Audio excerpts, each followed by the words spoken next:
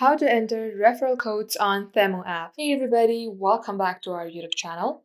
In today's video, you will learn how you can enter your referral codes or your coupon codes in your Temu account. So without any further ado, let us get started. Head over to your Temu application from your device and get logged into your Temu account. Now to enter your Temu code, tap on the Use section at the bottom of the page. In here, you will see Coupons and Offers option at the third menu. Tap Open it. And under here, tap on Enter Coupon Code. Here you can type in the code that you have. Once done, tap on to Apply.